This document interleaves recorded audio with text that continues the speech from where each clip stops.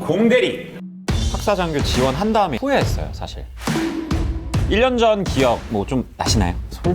솔직히 기억이 잘 안 납니다. 기억이 좀 저는 한국사가 의무가 아니라고 그래요? 들었습니다. 네.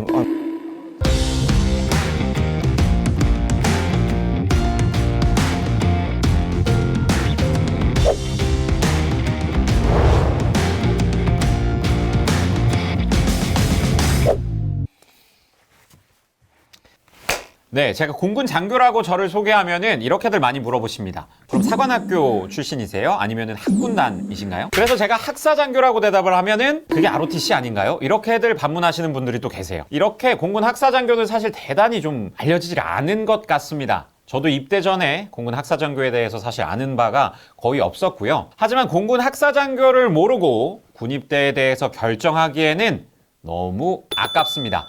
제가 오늘 그래서 왜 공군 학사장교에 대해서 알아야 되고 어떤 것들을 알아야 되는지 좀 말씀을 드리려고 하는데요. 그리고 최신 트렌드를 이야기해줄 도우미도 섭외했습니다. 자, 오늘 최신 트렌드를 알려줄 145기 임관한 지 갓 2달 된 소위 홍세영 소위를 소개하겠습니다. 네, 안녕하십니까. 작년 2020년 1월이 아니지. 작년 12월 1일부로 임관해서 현재 공군 본부 정책실 정책조정관리과에서 운영관리 담당을 맡고 있는 홍세영 소위라고 합니다. 공대리 보신 적 있어요? 훈련소 안에 있을 때 네. 화생방 관련 교육 자료로 한번 본 적이 있고 저번 주말 공대리 출연해달라고 부탁하셔서 좀 몰아봤습니다. 몰아서 봤다. 그러니까 그 전까지는 본 적이 없고. 네. SNS 혹시 우리 SNS 구독은? SNS도 이거 마치고 할 예정입니다. 그럼 여태 안 하셨고. 네. 그래서 아직 좀 제가 많이 분발을 해야 될 것 같습니다. 공대리 이렇게. 자, 그러면 이제 학사장교, 공군 학사장교란 무엇인가? 그리고 뭐 어떻게 준비를 해야 되고 어떤 식으로 이게 흘러가는가에 대해서 오늘 홍소위와 함께 이야기를 나눠보도록 할 텐데요.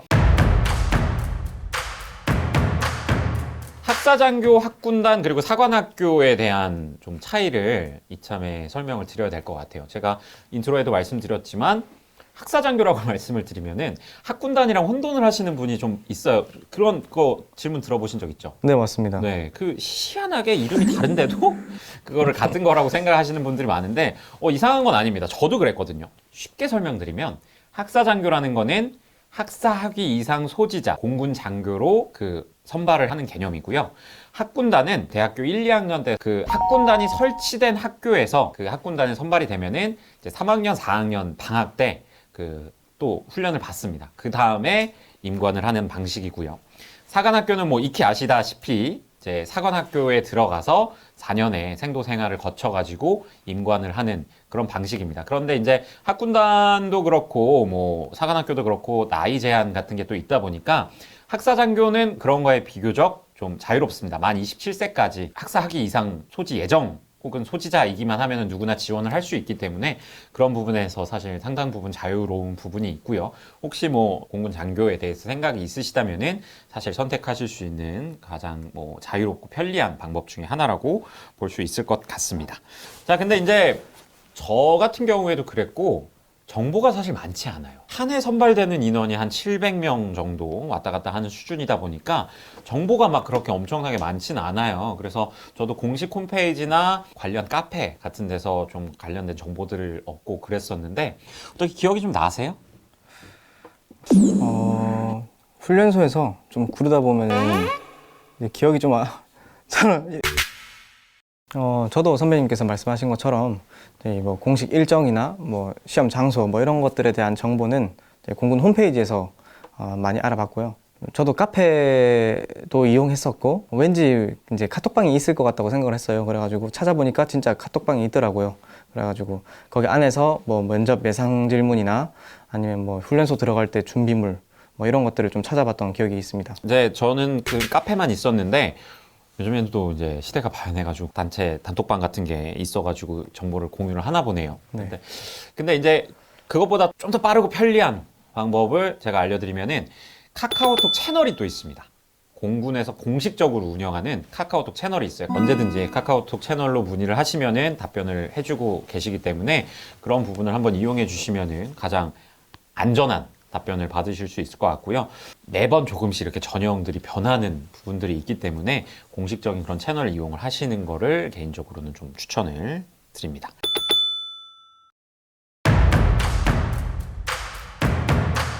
그 얘기를 하고 싶어요.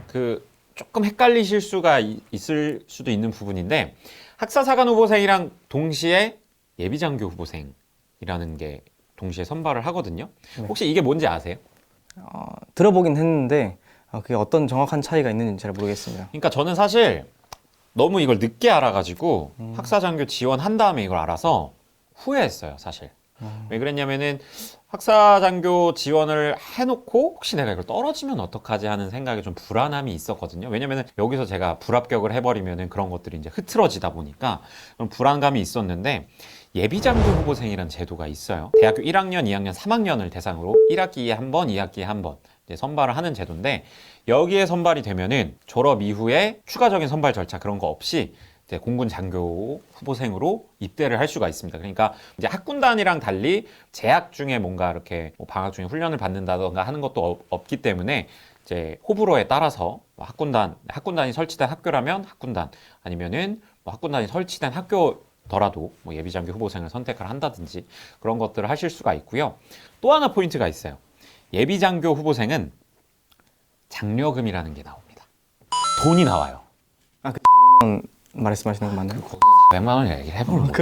공들이 이렇게. 돈이 나와요. 네. 네. 네네. 네. 그렇습니까? 네. 진짜. 대박입니다. 네. 네. 대박입니다. 못 받으셨죠. 못 네, 받았습니다. 못 받으셨죠. 이게 장려금이 생각보다 많이 나와요. 예비장교 후보생으로 선발이 되면은 4학년 때 장려금 2021년 기준으로 400만 원이라는 장려금이 나와요. 꽤 큰 돈이죠. 400만 원이요? 네. 그게 제가 그래서 어차피 공군 장교로 올 거라면 내가 예비장교 후보생으로 했으면은 장려금을 받을 수 있고 그리고 한 가지 더. 근데 이게 확대가 됐어요. 학사사관 후보생도 장려금을 받을 수가 있는데 전제 조건이 졸업 예정자만 받을 수가 있어요. 졸업하기 전에 학사 학위 소지 예정자, 재학 중이신 분들은 학사사관 후보생에 지원을 해서 합격을 하시면 임관하시기 전에 장려금 400만 원을 받으실 수 있기 때문에 선택은 빨리 하시는 게 좋습니다. 네.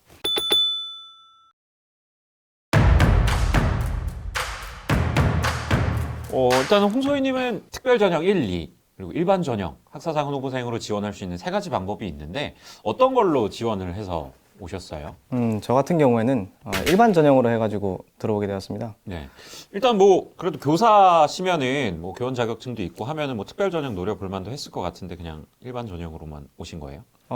사실 특별 전형에 대해서 뭔가 알려진 것도 없고 뭔가 약간 특별 전형이라고 해가지고 엄청 특별한 사람들이 되는 건 줄 알아서 그래가지고 그런 쪽은 아예 생각도 안 해봤습니다. 특기학교 가가지고 이제 특별 전형에 합격된 사람들은 이제 특기가 딱 정해져 있지 않습니까? 특기 분류 경쟁할 때 약간 강 건너 불구경하듯이 마음이 편하죠. 예, 그렇습니다. 그래가지고 그거 보면서 엄청 부러웠습니다. 진짜 부러워요. 예. 진짜. 그러니까 공군 학사장교로 이제 입대를 결정을 하면은 크게 긴장되는 순간이 이제 3번이 있습니다. 합격할 것이냐, 어떤 특기를 받을 것이냐, 어디서 복무를 할 것이냐. 이 3가지가 사실 내 인생 전체가 결정되는 것 같은 그런 압박이 드는 3가지 순간인데 공군 학사사관 후보생에 지원을 할 때 3가지 전형이 있습니다. 특별 전형 1, 특별 전형 2, 그리고 일반 전형 이렇게 있는데 특별 전형 1, 2는 약간의 자격 조건이 필요한데 일반 전형은 누구나 지원을 하실 수 있는 거고요. 각각의 전형마다 조금씩 차이가 있습니다. 단순하게 설명을 드리면 특별 전형 1로 합격을 하신 분은 특기와 어디서 일을 하실지까지 결정되신 상태로 임관을 합니다. 그리고 특별 전형 2 같은 경우에는 특기만 결정이 되고 어디로 가실지는 알 수가 없어요. 일반 전형 같은 경우에는 둘 다 결정되지 않은 상태로 입대를 하셔가지고 임관하기 전에 특기가 정해지고 특기학교에서 배속지가 정해지고 이런 형태거든요. 근데 사실 이제 꼼꼼하게 좀 살펴보면 특별전형 1, 2 같은 경우 둘 다 미리미리 좀 준비하시고 경험을 쌓아두시면은 가능합니다. 내가 공군에 가서 난 이 일을 하고야 말겠어 라는 생각을 가지고 계신 분이라면 그게 어떤 특기인지 그래서 그 특별 전형을 지원을 할 때 어떤 자격증이 있어야 되는지 이런 것들을 좀 미리 알아보시고 지원을 하시면 좀 더 보람찬 군 생활을 하실 수가 있을 것 같습니다.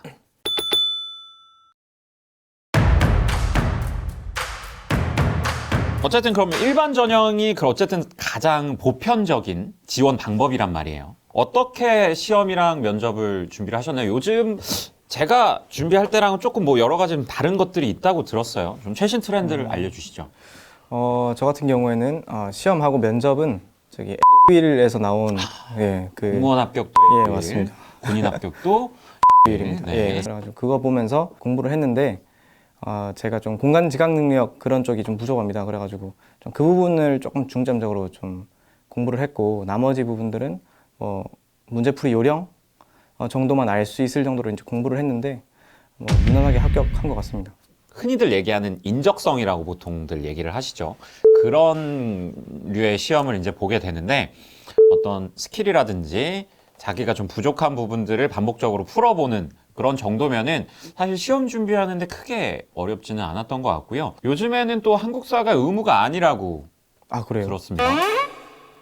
네, 맞습니다. 네. 예, 그 점수로 해가지고 시험 보신 거 맞죠? 네, 맞습니다. 네. 네. 훈련소에서 좀 많이 굴르셨는데. 좀 많이 걸렸습니다. 한국사가 의무가 아니에요. 한국사 능력 검정 그 점수가 있으면은 시험을 안 보실 수도 있어요. 둘 중에 더 나은 점수로 최종적으로 이게 들어가기 때문에 그럴 수 있고요. 영어 준비 혹시 안 힘드셨어요? 영어 준비는 그냥 평소에도 그냥 영어 공부를 좀 꾸준히 하고 있었어서 그래가지고 뭐 그렇게 딱히 어려운 건 없었던 것 같습니다. 혹시 실례가 안 된다면 몇 점 정도? 이런 거 어찌 말해도 됩니까? 네, 뭐 말해도 돼요. 토익 900점 정도 나오는데 근데 거기 보면은 저기 한 600점 대도 이렇게 다 합격하시고 그런 저도 사실 이제 토익 점수 만드는 게 네. 사실 제일 힘들었어요. 이게 진짜 쉽지 않았던 거구나 했는데 희소식이 있습니다. 올해부터 영어가 필수가 아니에요. 그렇습니다. 놀랍죠? 영어가 이제 가산점 항목으로 들어갑니다. 지원하시는 분들의 부담도 좀 훨씬 좀 덜어졌을 것 같아서 꼭 공군 장교가 아니라 나는 육군, 뭐 해군도 생각하셨던 분들도 공군 학사 장교를 좀 더 쉽게 지원하실 수 있는 길이 열린 것 같습니다. 면접은 어땠어요? 면접 준비 같은 경우에는 이제 거기 또 듀얼 책에 면접 예상 문제가 또 있어요. 네. 뭐 그런 것들 보고 했고 그리고 인터넷 찾아보면은 또 면접 예상 문제들이 많더라고요. 그리고 뭐 그 아까 전에 말씀드렸던 카톡방에도 이제 막 그런 거 정리해서 올려주는 사람도 있고 그래가지고 쉽게 준비했던 것 같습니다. 이 부분은 좀 걱정 안 하셔도 되는 게 저 같은 경우에는 이제 대방동에 있는 공군 호텔에서 그 면접을 봤습니다. 근데 이제 안에 들어가니까 대위분이 3분 이렇게 계시고 그리고 저희 면접 보는 사람들도 한 3명 정도 같이 들어갔는데 말하다가 막 이렇게 갑자기 생각이 안 나서 말문이 끊기지 않습니까? 그러면은 그래도 이제 앞에서 막 엄청 편하게 해주시고 좀 기다려주시고 편하게 해라 뭐 이런 식으로 말씀도 해주시고 이렇게 하는 거 보면은 좀 걱정 안 하셔도 될 것 같습니다. 네, 그렇습니다. 저희는 압박 면접을 하지 않습니다. 너무 그렇게 막 달달 외워가지고 이 모든 거를 이야기해야겠다 그런 식의 압박은 적어도 제가 아는 한 받으실 필요 없고요. 본인이 열심히 공부하신 거 긴장하지 않고 이야기하시는 게 중요하다라는 거 좀 선배로서의 꿀팁 드리고 싶습니다.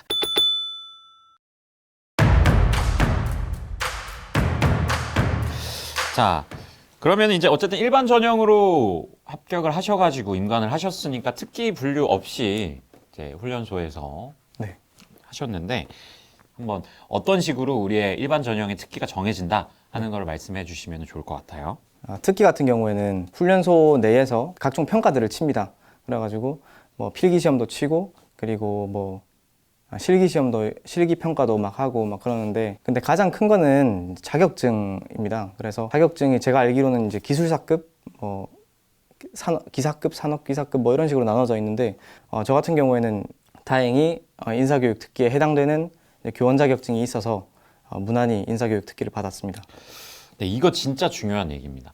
혹시 입대 전에도 그 사실을 알고 계셨나요? 솔직히 모르고 들어갔습니다. 그렇죠. 네. 이게 사실 공군 모집 홈페이지에 이 내용이 있습니다. 1순위, 2순위, 3순위, 4순위 해가지고 어떤 게 먼저 중요하게 반영이 되는지가 있는데 그거를 봐도 뭐 사실 뭔가 와닿지가 않아요. 근데 이제 훈련소에 가면은 이제 현실이 되니까 이게 막 와닿기 시작을 하는데, 일단 그 특기를 원한다는 전제하에 제일 중요한 건 자격증입니다. 그리고 그 다음이 전공, 그 다음이 훈련 성적, 요렇게 정해지는데, 전공은 자격증의 점수를 넘을 수가 없고요. 훈련 성적은 전공 점수를 넘을 수가 없습니다. 그러니까 극단적인 예로 만약에 제가 200등이고 1등이 있는데 같은 특기를 원했어요. 딱 두 사람만 지원을 했는데 제가 해당하는 전공이 있거나 자격증이 있으면은 이 1등이 그런 게 없다는 전제하에 제가 그 특기를 부여를 받습니다. 어쨌든 저희가 일반 전형으로 이렇게 오시게 되면은 특기를 준비를 하셔야 된다는 거.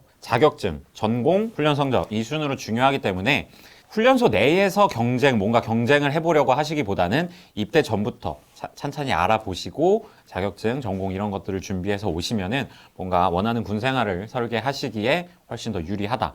그리고 이거 한 가지 알려드릴게요. 그 전공표를 보면은 내 과가 여기에 해당하는 건가 아닌가가 좀 헷갈리실 때가 있어요. 왜냐면은 뭐 학과가 같은 뭐 유사 전공이더라도 학과 이름이 다 다른 경우들이 있기 때문에 그런 경우에는 대학 알림이라는 사이트가 있습니다. 거기에서의 분류를 보시면은 제일 확실하고요. 그리고 그럼에도 불구하고 모르겠다 할 때는 공군 모집 카카오톡 채널 이용하시면은 훨씬 더 안전하게 도움을 받으실 수가 있게 됩니다. 첫 인상 어떻습니까? 생각했던 것보다 힘들고 생각했던 것보다 괜찮습니다. 근무지를 선택할 수 있는 그 순서가 정해집니다. 나 여기 가고 싶어 하면 먼저